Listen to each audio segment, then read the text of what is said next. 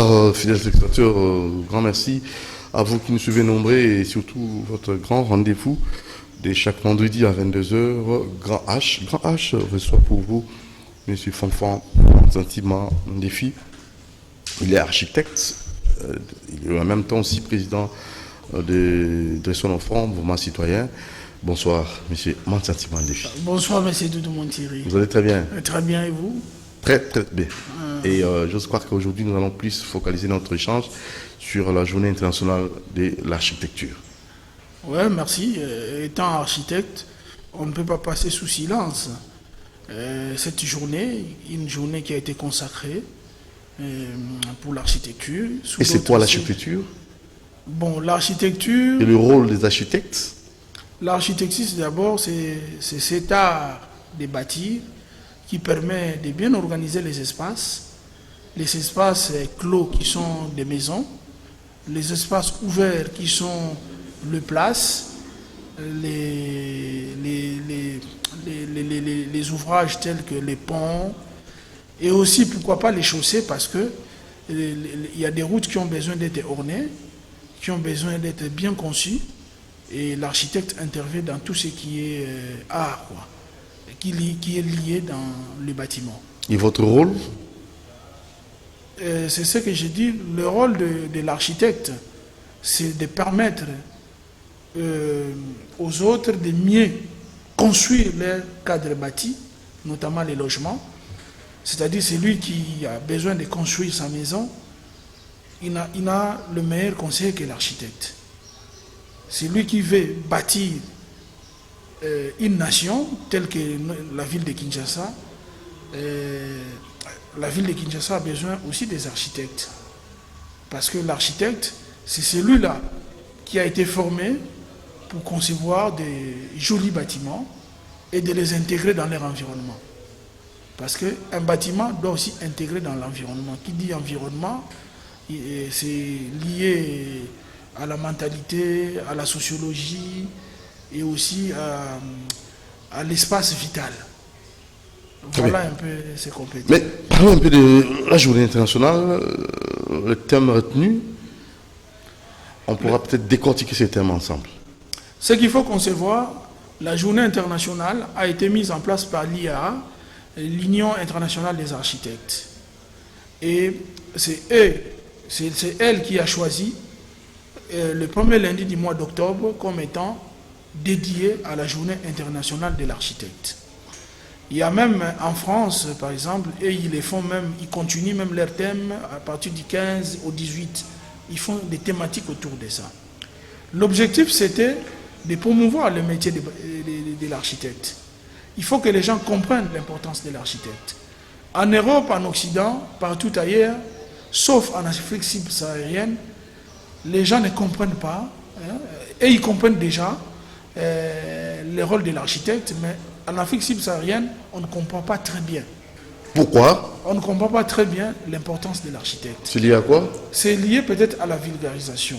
Les gens ne comprennent pas dans la plus grande compréhension totale l'importance de l'architecte, l'impact qu'il a dans l'aménagement du cadre bâti. Donc ils travaillent plus avec les ingénieurs que vous en tant qu'architecte. C'est-à-dire lorsque vous voyez des maisons, quand vous circulez par l'œil d'un expert, vous avez plus de maisons faites par des maçons, sans logique, sans forme, sans beauté. Et ça joue? Et cela joue, la beauté, la forme? Non, évidemment, la beauté participe à l'embellissement de l'environnement. Et à l'intérieur, il faut que la maison puisse fonctionner. Quand nous disons une maison puisse fonctionner, il faut que les salons puissent se situer au bon endroit par rapport aux chambres, par rapport à la cuisine, pour ne pas gêner les uns les autres, conformément à nos mentalités. Vous comprenez un peu? Donc chaque peuple et les installations sanitaires aussi? Exactement, à ses coutumes qu'il faut intégrer dans l'organisation d'une maison. Au cas contraire, ce sont des choses qui dérangent parfois nos mœurs. Vous comprenez? C'est comme ça, il fallait promouvoir l'architecte. Que tout le monde puisse se saisir de l'importance de l'architecte. dans la vie de nos concitoyens. C'est nous qui avons été formés pour concevoir ces cadres bâtis dans les meilleures conditions.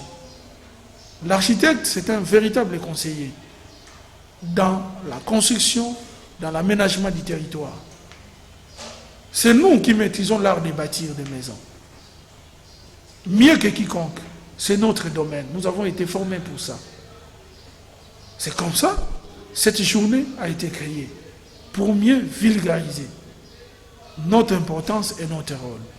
C'est comme ça que nous sommes venus ici, à la télé, à côté de Doudou Montiri, édifier ce public qui nous suit depuis belle lurette. Et sensibiliser aussi. Et les sensibiliser pour le meilleur d'eux-mêmes. Une très bonne vulgarisation.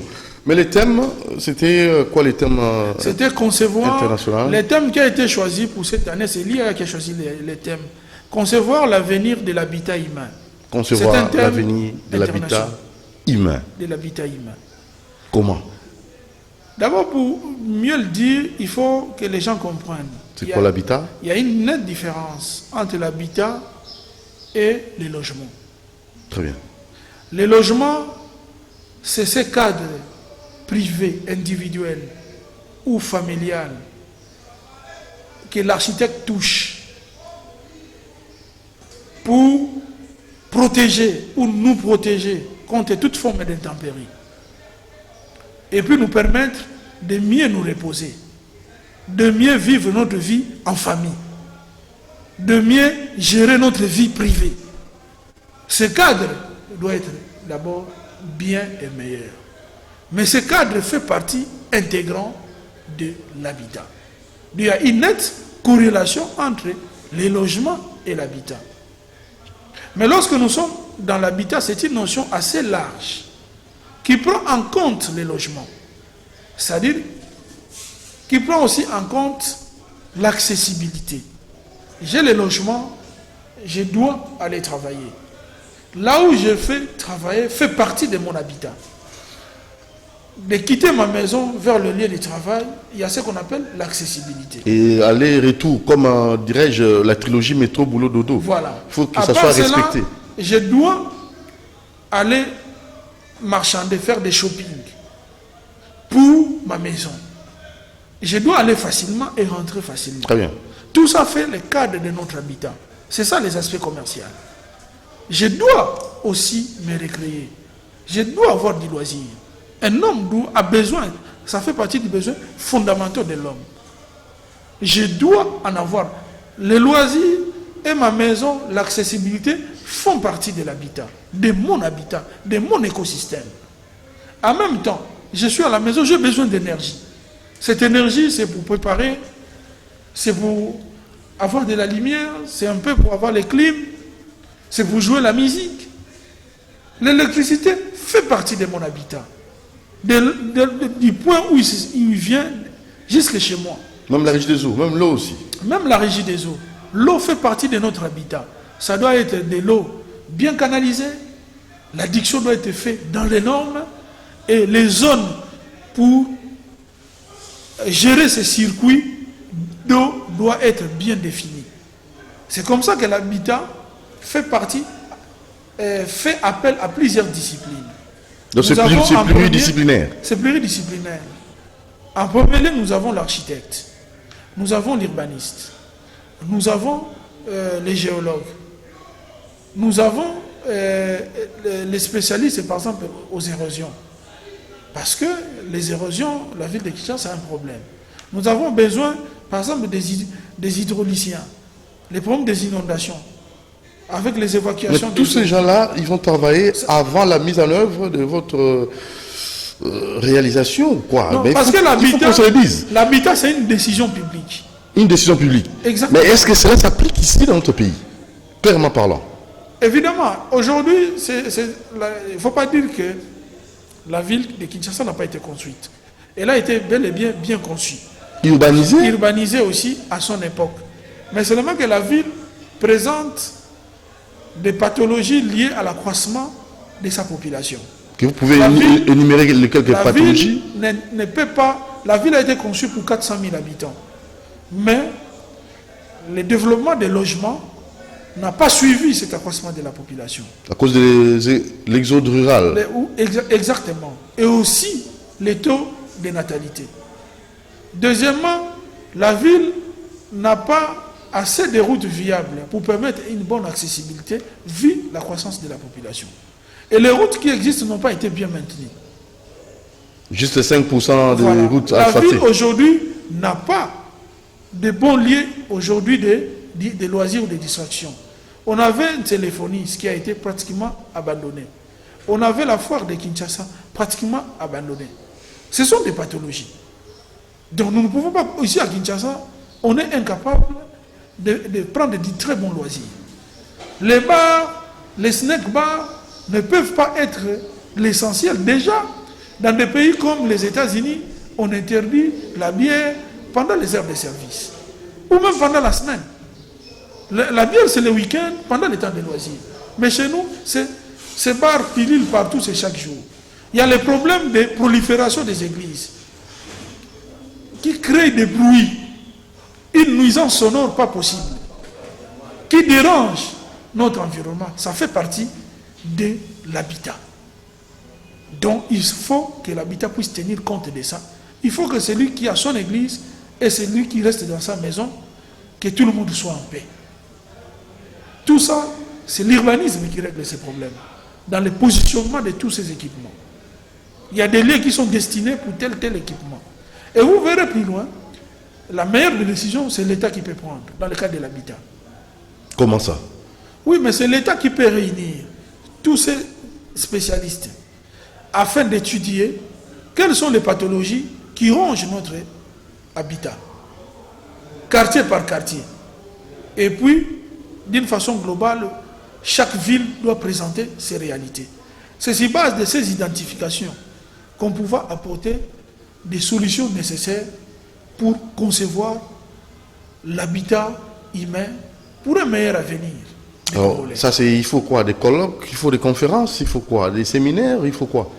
D'abord, dans la question de l'habitat, c'est d'abord l'État qui doit prendre à bras le corps ces problématiques.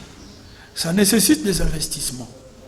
Ça nécessite que la ville de Kinshasa soit mieux organisée. Parce que lorsqu'on parle de l'habitat humain, c'est ce mode d'organisation. Concevoir un habitat humain. Voilà. Ça signifie c'est ce type d'organisation qu'il faut concevoir. Pour que ceux qui y vivent dans l'harmonie. Pour un cas peut-être précis, prenons la ville de province de Kinshasa. Est-ce qu'on peut concevoir, on peut bien travailler là-dessus pour qu'après, dans 30, dans 20, dans 50 ans, les enfants, nos enfants, qui viendront juste après nous, vivront dans un cadre vraiment idéal, dans un cadre de vie décent. Pour la ville de Kinshasa, c'est question aussi de volonté politique. Au-delà de la volonté politique, il faut que des experts puissent s'asseoir afin de dégager le meilleur des solutions. Parce qu'il faut s'investir, il faut s'y investir. Ce n'est pas simple, ce n'est pas une sinecure. Il faut mettre beaucoup d'engagement. Déjà, on parle d'une nouvelle ville, la ville Kitoko. Tout ça, c'est pour résoudre ces problèmes de logement. Mais les logements, c'est-à-dire au-delà des logements, même de l'habitat pour la ville de Kinshasa.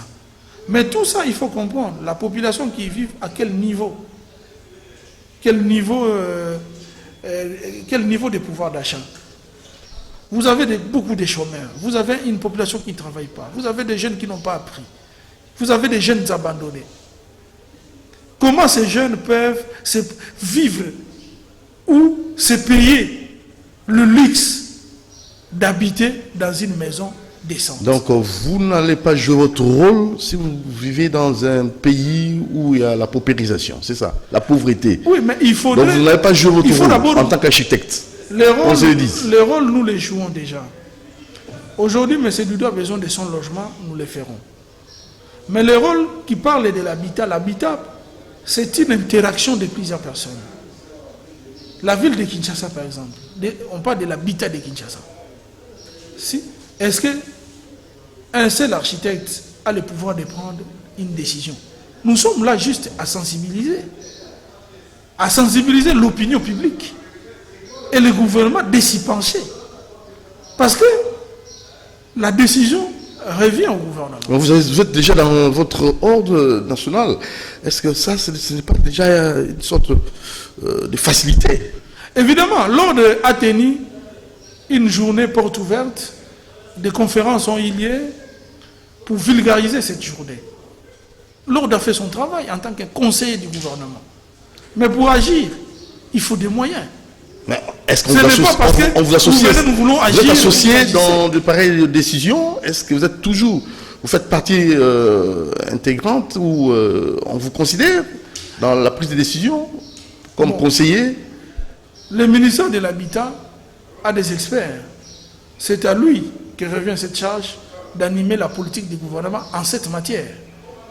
C'est à lui que revient de prendre des initiatives courageuses afin d'orienter le gouvernement dans ce sens-là. Une fois de plus, il ne peut faire que ce qu'il peut.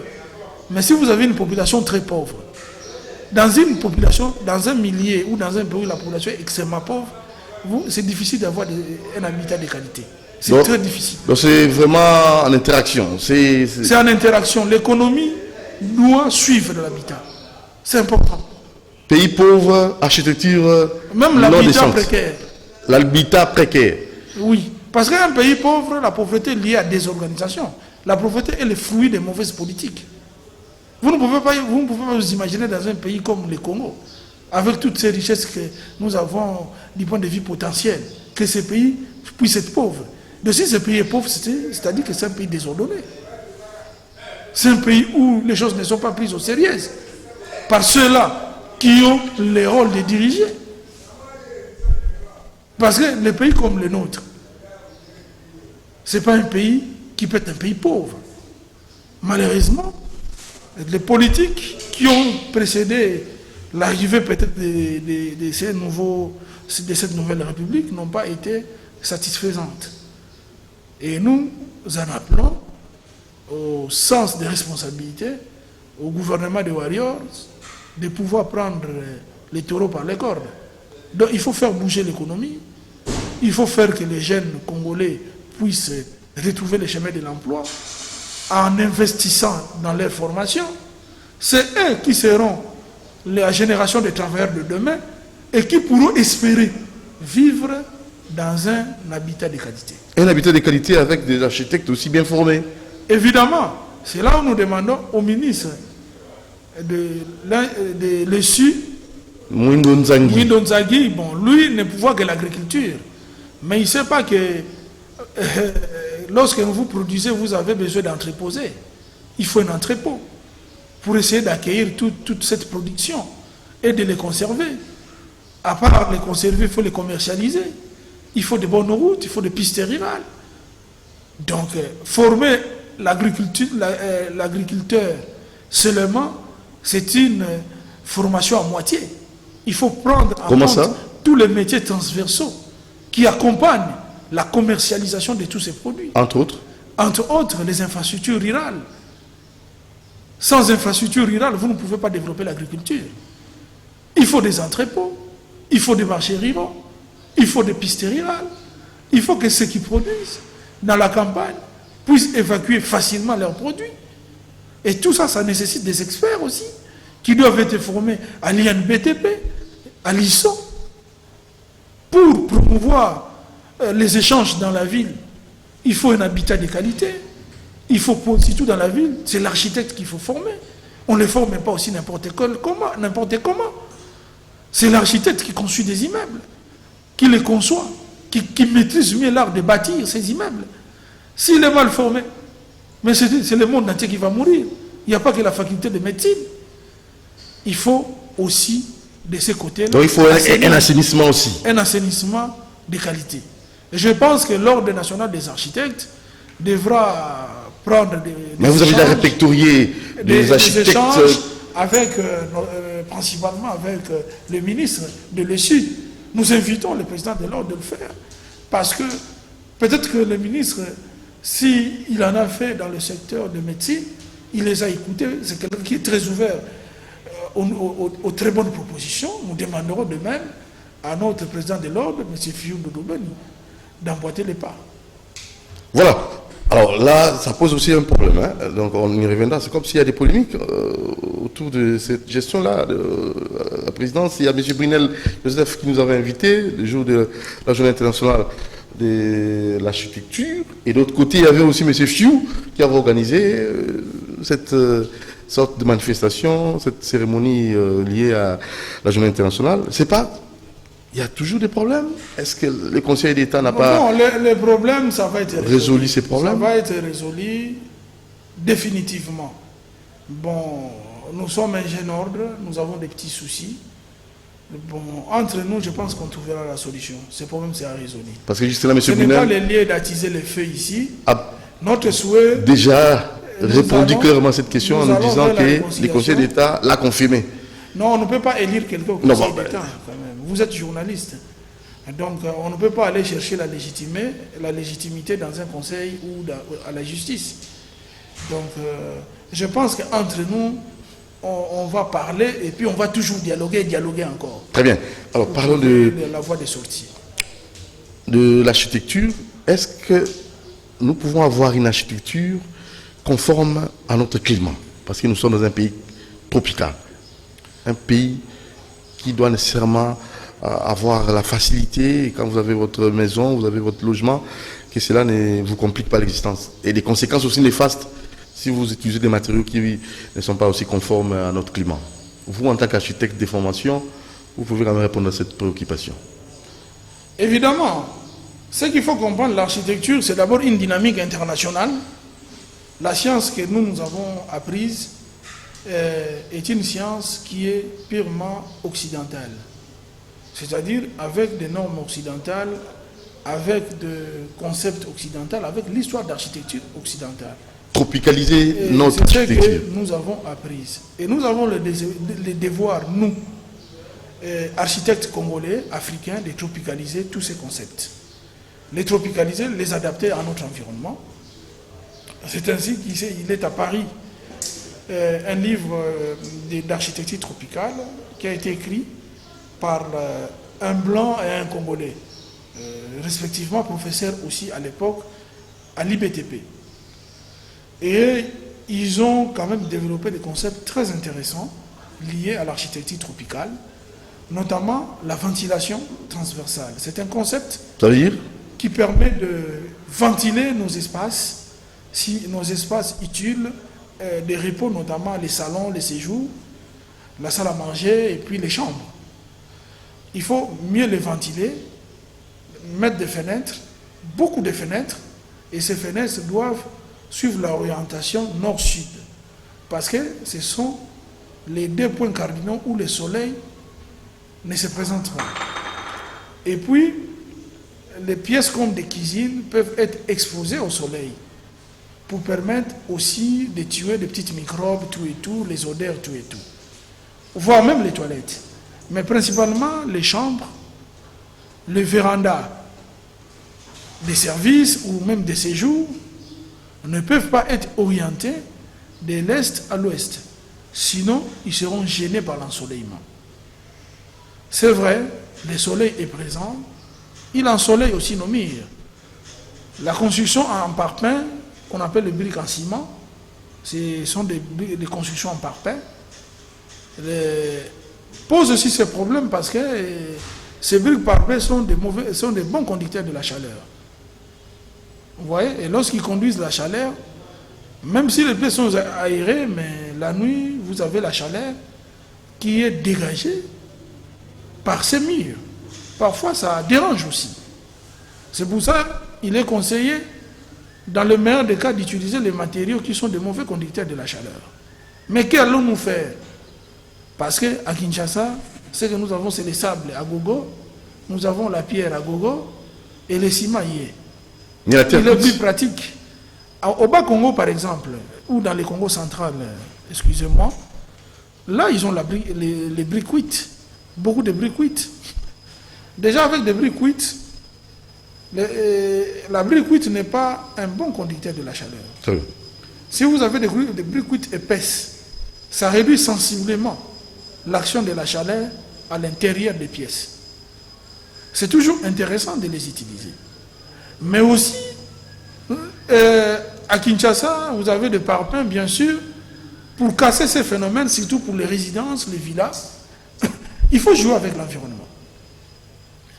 Le mur aussi ne doit pas être exposé fortement à la chaleur.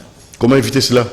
D'où, pour nous, il faut faire appel à un jardin bien conçu par des paysagistes ou bien avec l'architecte, en plantant des arbres nains, pas des arbres qui ont des très grandes racines qui peuvent apporter des fissures dans des maisons, mais des arbres nains comme des palmiers nains qui peuvent, à une hauteur de 3 mètres, 4 mètres, ne présenter aucun danger et bloquer pratiquement l'ensoleillement de mur. Vous verrez que la chaleur, tout ça, ces chocs, ne sera qu'au niveau des plantes. Et les plantes, c'est dans la photosynthèse, c'est mieux pour eux.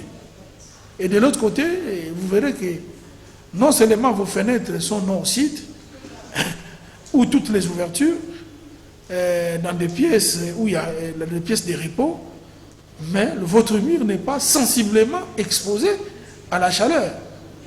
Il y en a même qui mettent des plantes le long du mur. Tout ça, c'est pour casser la chaleur, pour que le parapet n'absorbe pas la chaleur.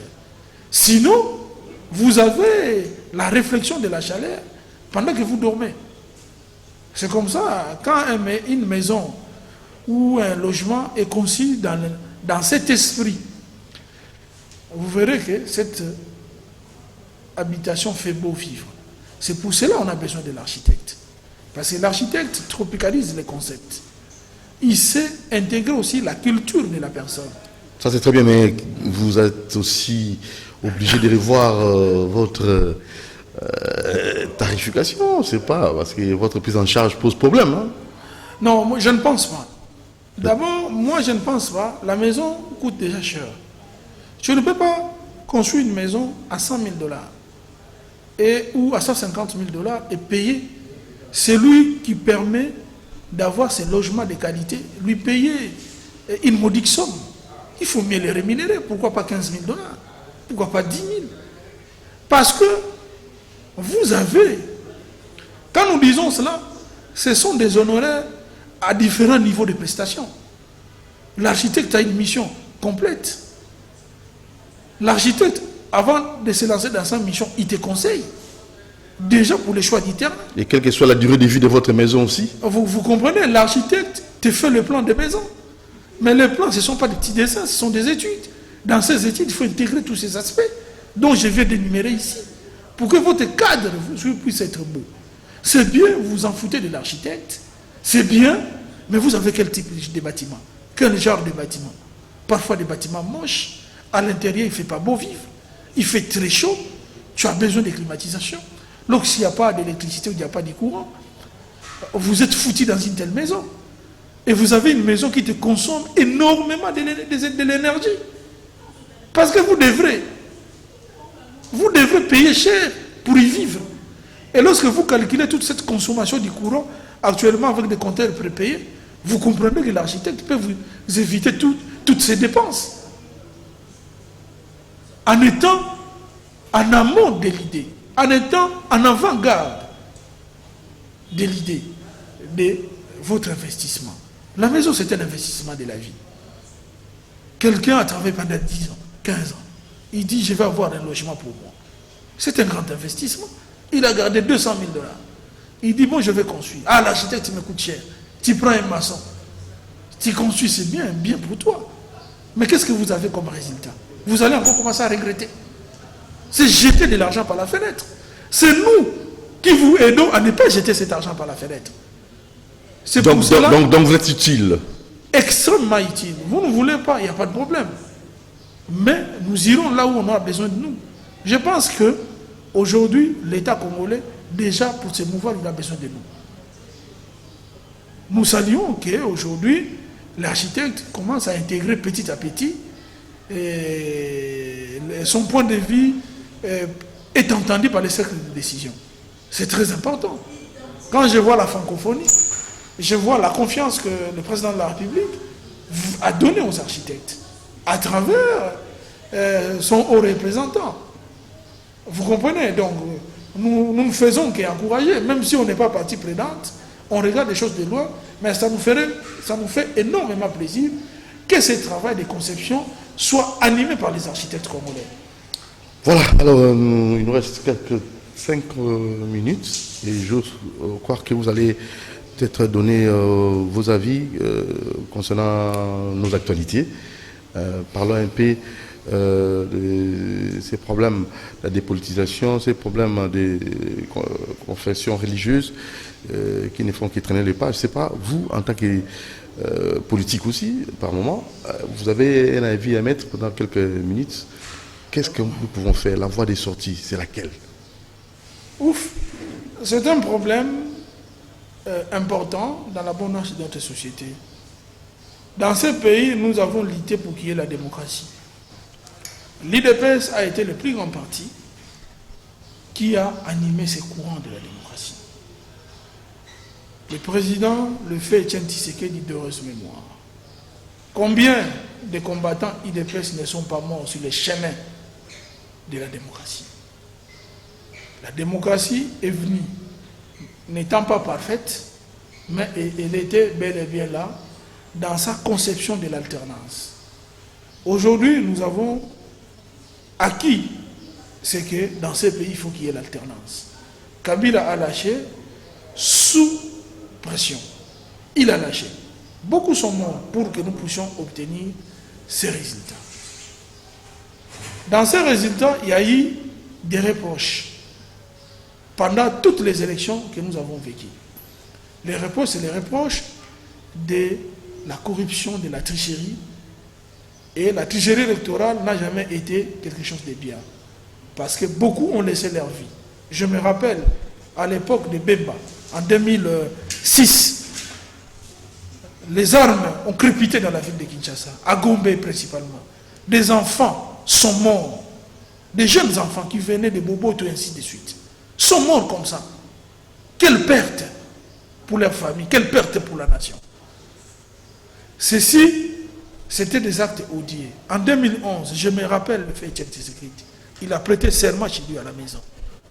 Et Kabila, il s'est barricadé à Mongalema avec un seul invité qui était le président Mugabe.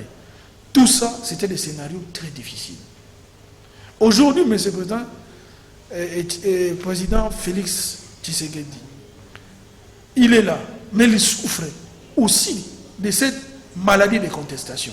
Fayoulou a tue-tête qui ne reconnaît jamais sa victoire. À un moment donné, l'Église catholique a été un véritable partenaire dans ces combats, et même de l'UDPS. Tape du poing sur la table. Il a raison, nous comprenons sa raison. Nous voulons des élections transparentes. Parce qu'on ne veut pas des morts d'hommes.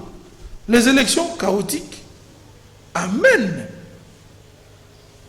tous ces genres de bévis. Ceux qui ne seront pas d'accord, parce que la véritable pathologie dans notre élection, c'est la pathologie de contestation des élections. C'est la meilleure pathologie que nous avons. Mais nous devons à un moment donné réduire ces marges de manœuvre. Et je comprends les souhaits et la volonté de l'Église catholique et protestante. Parce qu'eux sont de véritables témoins de ces atrocités. Ils ne veulent pas que les prochains présidents de la CENI puissent naître aussi de ce type de cendres qui n'apportent que malheur et désolation. Nous comprenons leurs soucis. De l'autre côté, il y a eu des formalités qui ont été prises dans la forme. C'est le messier que nous avons, Kadima. C'est bien, mais à un moment donné, il faut balancer toutes ces histoires-là. Faudra-t-il qu'on aille dans les élections, déjà les germes de la contestation sont déjà plantés, ou il faut trouver la voie de la sagesse pour que demain, ceci ne se répète pas. Le président de la République a le devoir de l'histoire d'organiser de très bonnes élections. Il a le devoir de l'histoire. Sinon, il en paiera les prix. Et pourtant, lui, c'est le fils des Sphinx. Son papa porte apporter le plus grand espoir de ces pays. Ce n'est pas à lui de venir gâcher la fête. Et nous pensons que le président de la République, c'est un homme très sage. Il trouvera coûte que coûte une solution qui va apaiser les esprits des Congolais. Merci, M. Fanfan Mansatima. Merci, M. À la prochaine occasion, Merci. on va encore vous inviter. Vous allez suivre la rediffusion de samedi à 9h. Merci à toute l'équipe. Merci à Moron Djambé. Merci à Olivier Toubilandou. Merci beaucoup à Héritier Toubilandou. Merci à Romain Makonda, Alain Kabongo. Merci Bruno Zinga et Christian Vanjolo. Dieu merci Kifou. Merci à Fiston Tunga. Doudou Monti vous dire au revoir. Si vous voulez passer dans cette émission, vous pouvez aussi nous appeler au numéro affiché, plus 243 80.